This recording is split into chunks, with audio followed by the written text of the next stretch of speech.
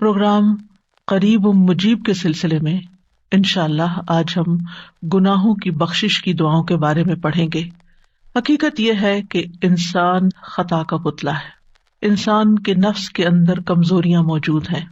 خلق الانسان ضعیفا، انسان کمزور پیدا کیا گیا ہے، انسان بھولنے والا ہے۔ اسی بنا پہ ایسا ہوتا ہے کہ انسان اس دنیا میں بار بار پھسل جاتا ہے۔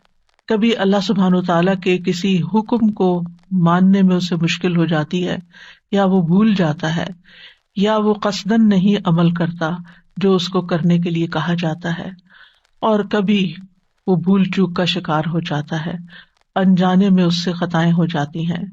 انسان سے بار بار غلطیاں ہوتی ہیں۔ اگر انسان قصدن کوئی گناہ کرتا ہے اور گناہ پر قائم رہتا ہے تو ایسا شخص اللہ کی نگاہ میں سخت مجرم ہے۔ ایسا شخص قیامت کے دن اللہ کی پکڑ سے بچ نہیں سکے گا۔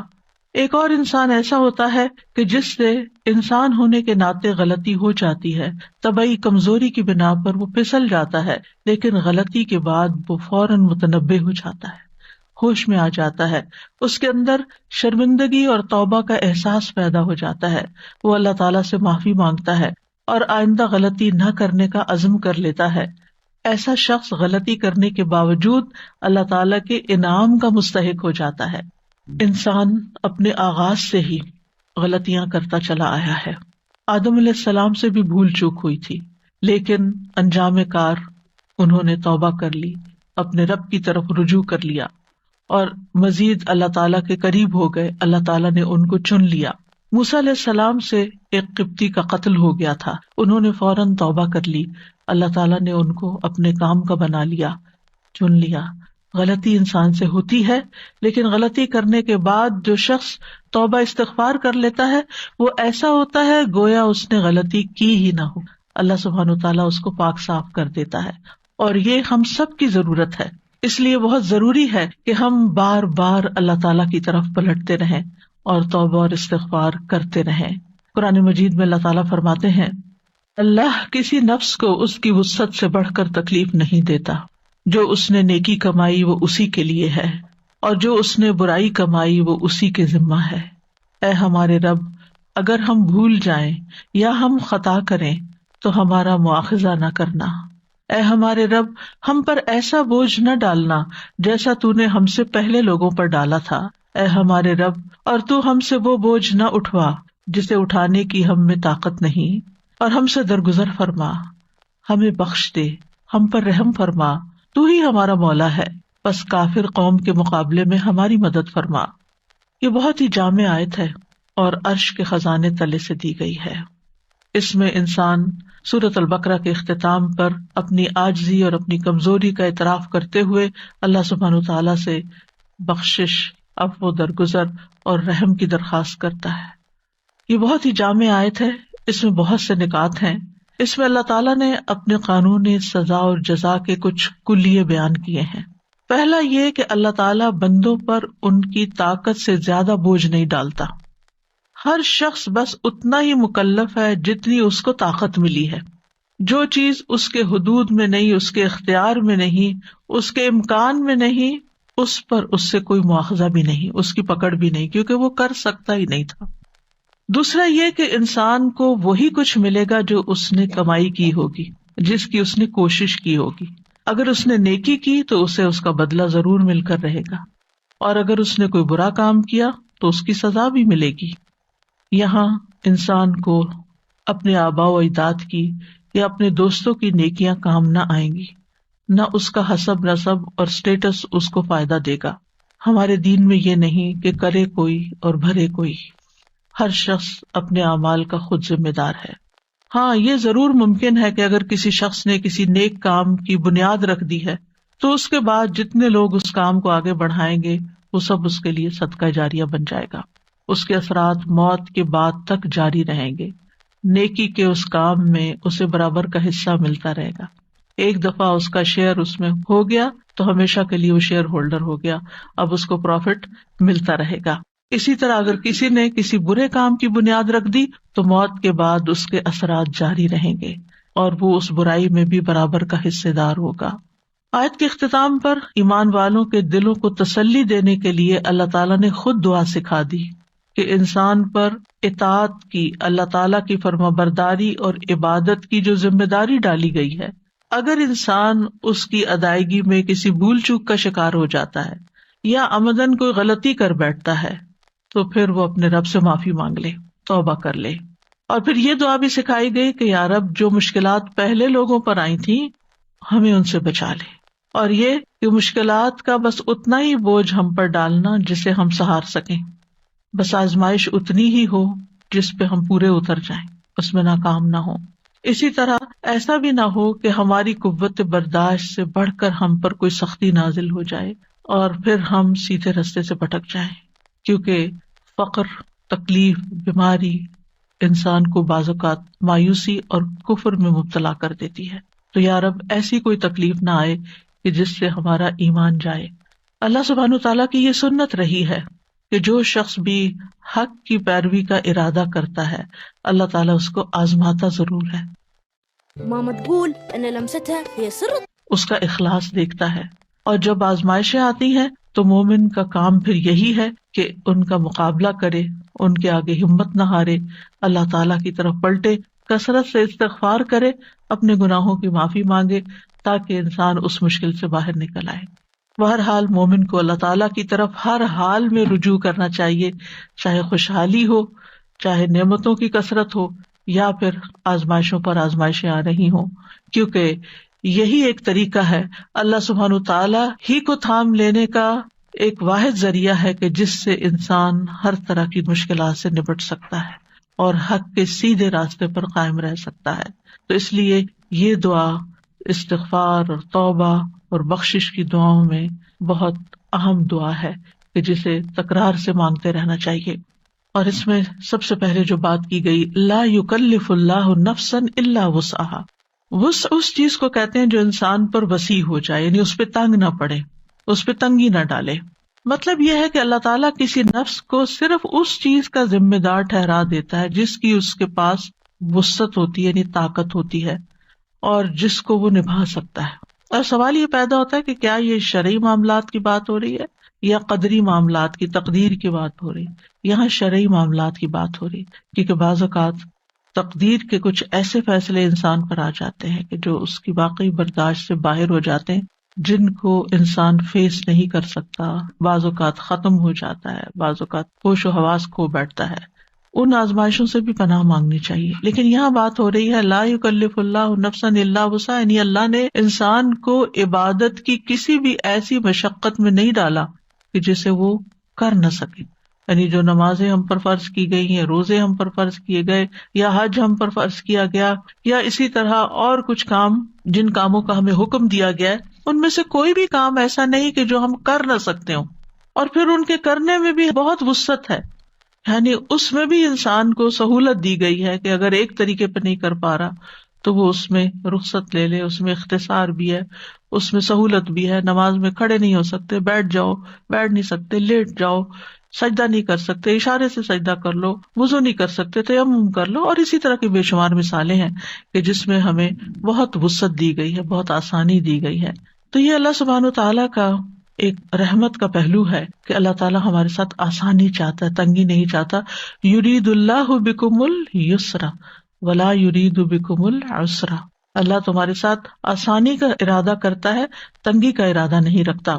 انسان کے لیے یہ بھی ممکن تھا کہ وہ 5 سے زیادہ نمازیں پڑھے، اور بعض لوگ 5 سے زیادہ پڑھتے ہیں، اشراق پڑھتے ہیں، تہجد پڑھتے ہیں، اس کے علاوہ بھی نوافل ادا کرتے ہیں۔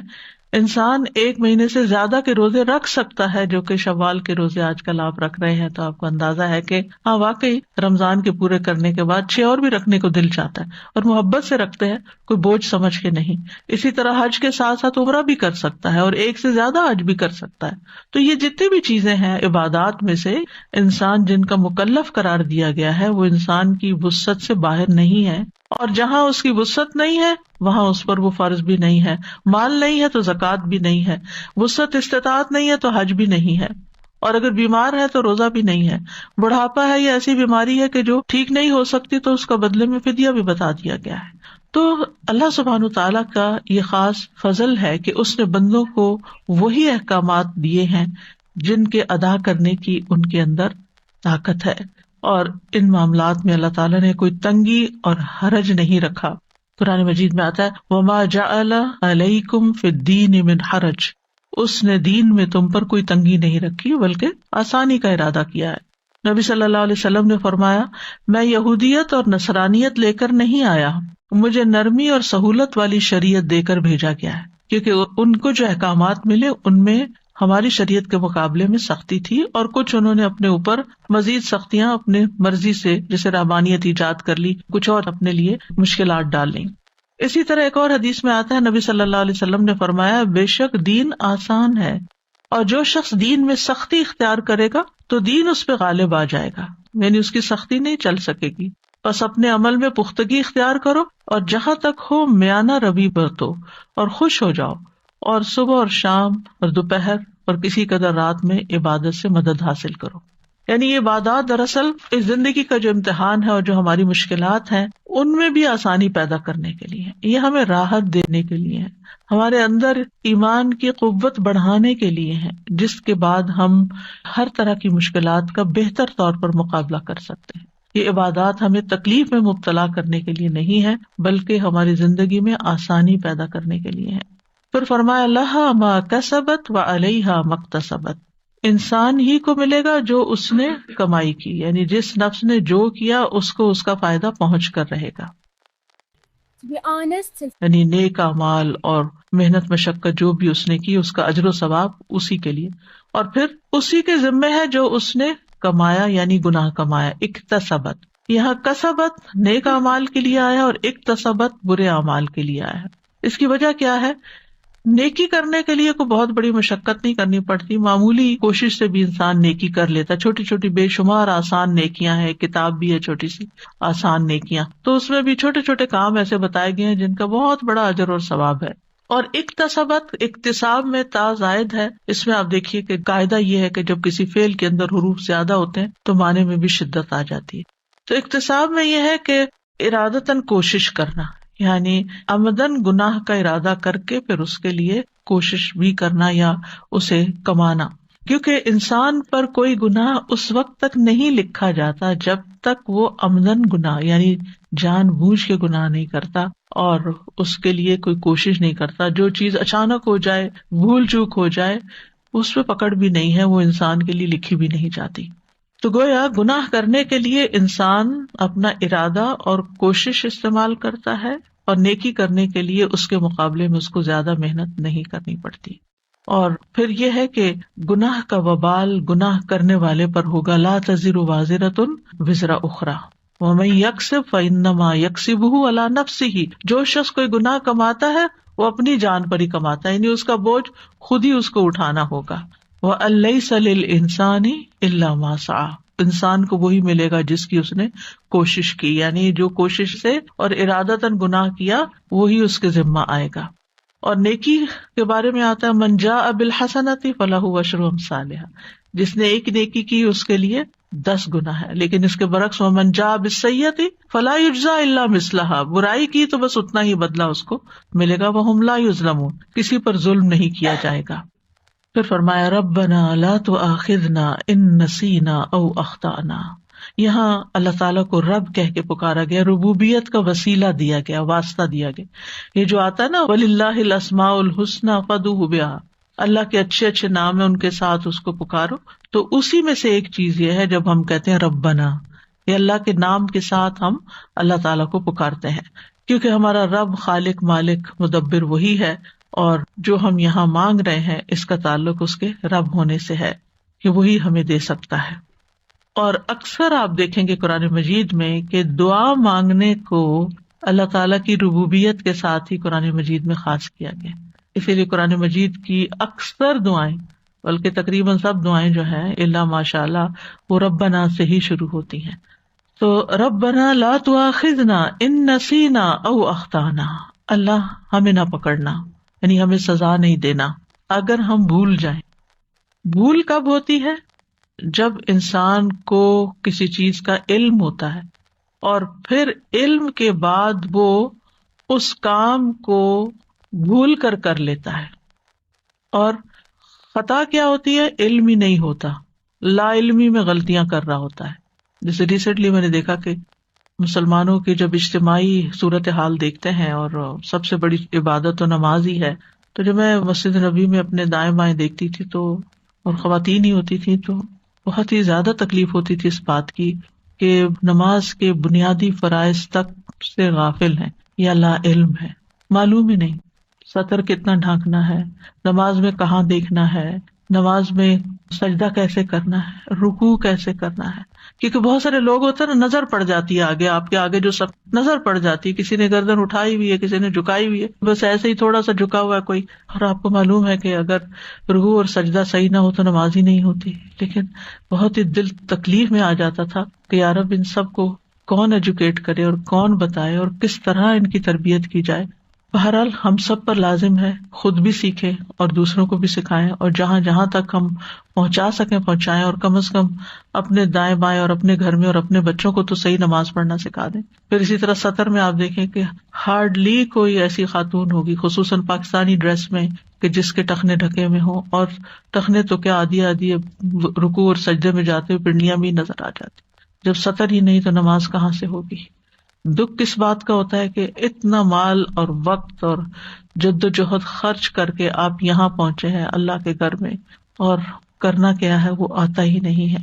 تو یہ نہیں آتا، کیوں نہیں آتا؟ اگر لا علمی کی بنا پر ہے تو یہ خطا ہے، پتہ نہیں ہے. اور اسی طرح پھر ارادتاً بھی کرنا، یعنی آپ کو کوئی بتاتا بھی ہے اور آپ سننے کو تیار نہیں ہوتے. یعنی بہت دفعہ ایسا بھی ہوتا ہے، وہ کہتے ہیں جیسے ہم کر رہے ہیں ایسے ہی ٹھیک ہے، بس یہی صحیح ہے. نسیان یعنی بھول چوک کہ دل کا ایک معلوم چیز سے غافل ہو جانا. معلوم تھا لیکن بھول گئے. مثلاً آپ نے اپنی چابیاں کہیں رکھی، آپ کو اس وقت معلوم تھا آپ کہاں رکھ رہے ہیں، لیکن بعد میں کیا ہوا؟ بھول گئے. آپ کہتے ہیں کہ میرا خیال ہے یہاں رکھی تھی، میرا خیال ہے یہاں رکھی تھی، اور بہرحال اندازے سے پھر آپ ڈھونڈ بھی لیتے ہیں. تو یہ بھول چوک ہوتی ہے کہ آپ نے خود ہی وہ چیز جانی ہوتی ہے، آپ کو معلوم ہوتا ہے آپ نے کی ہوتی ہے، لیکن آپ کے ذہن سے نکل جاتی ہے، بھول جاتے ہیں.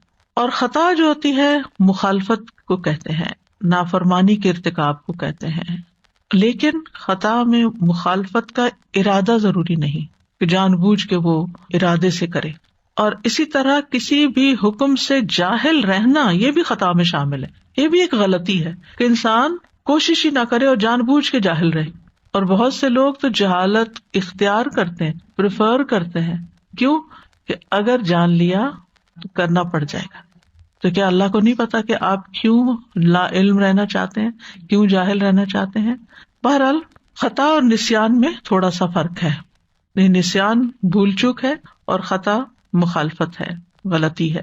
اللہ سبحانہ تعالیٰ نے اس امت پر رحمت اور احسان فرما کر اس سے یہ دونوں چیزیں معاف کی ہیں اگر وہ اس کی وسعت میں نہیں، یعنی وسعت سے باہر. مثلاً بھول گئے، اب ہمارے کنٹرول میں نہیں ہے وہ چیز، کیا ہوئی؟ ہاں اگر بھول چوک کیئرلیسنس کا نتیجہ ہے تو پھر پکڑ ہو سکتی ہے. یعنی کچھ لوگ ہوتے ہیں نا کہ وہ بھول جاتے ہیں لیکن کیئرلیس نہیں ہوتے، انسانی کمزوری کے تحت بھولتے ہیں. اور کچھ لوگ اس کو یاد رکھنے کی کوشش ہی نہیں کرتے، نہ کہیں لکھتے ہیں، نہ کہیں اپنے کو ایسے سائنس بناتے ہیں کہ جس سے انہیں چیزیں یاد آ جائیں، نہ کسی کو کہتے ہیں کہ ان کو ریمائنڈر دے دیں، اگر میں بھول جاؤں تو تم مجھے یاد کرا. پرواہ ہی نہیں، وہ بھول گئے. یعنی بڑے سے بڑا وعدہ کر لیا، کام کر لیا، پھر کہا او ہم بھول گئے. وہ کیوں بھول گئے؟ یعنی اگر کوئی جینوئن ریزن ہو بھولنے کی پھر تو ٹھیک ہے، لیکن اگر سستی ہے محض تو پھر پکڑ بھی ہو سکتی ہے اور اسے توبہ بھی کرنی چاہیے.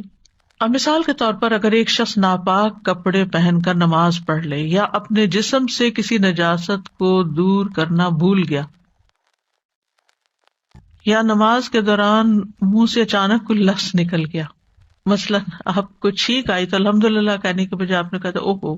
کبھی کبھی منہ سے ایسا کوئی لفظ اچانک نکل تو آپ کہتے ہیں یہ کیا کہہ دیا میں نے، یا الحمدللہ بھی نہیں کہنا چاہیے نماز میں تو، لیکن نکل گیا، عادتاً نکل گیا منہ سے، تو یہ بھول چوک ہے. یا روزہ رکھ کے آپ نے فریج کھولا اور آپ کو پیاس لگی تو بھول کے آپ نے کچھ نکال کے پی لیا. یا احرام کے دوران آپ نے بھول چوک کر کوئی ایسا کام کر لیا، یعنی آپ گئے اور آپ نے حسب معمول خوشبو والے صابن سے اچھی طرح اپنے آپ کو دھو لیا، نہا لیا، بعد میں خیال اوہ میں تو احرام سے تھا، مجھے ایسا نہیں کرنا چاہیے تھا.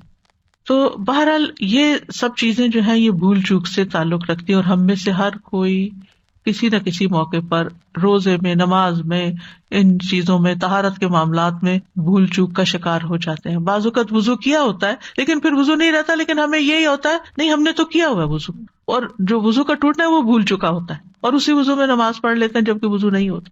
تو یہ سب کچھ بھول چکا ہے. ایسی غلطی جو ہے معاف ہے. ربنا لا تؤاخذنا ان نسینا، اللہ ہمارا مواخذہ نہ کرنا اگر ہم بھول جائیں. تو حدیث میں آتا ہے قد فعلت، میں نے کر دیا، معاف کر دیا. پھر اسی طرح بعض اوقات ہم نے یہ مثالیں اس لیے دے رہی ہوں کہ چونکہ یہ چھوٹے چھوٹے گناہ ہیں، غلطیاں ہیں، بھول چکے ہیں، تو اس وقت ہم بڑے پریشان ہوتے ہیں اور پھر تکلیف میں پڑ جاتے ہیں، یہ کیا ہو گیا، یہ کیوں ہو گیا. اللہ تعالیٰ معاف کرنے والا، ٹیک اٹ ایزی. آپ نے جان کے نہیں کیا، مثلا کسی کام کے نہ کرنے کی قسم کھا رکھی تھی آپ نے، اور پھر اچانک سے آپ نے وہ کر لیا، آپ بھول گئے کہ اوہ میں نے تو قسم کھائی ہوئی تھی کہ میں نے نہیں کرنا.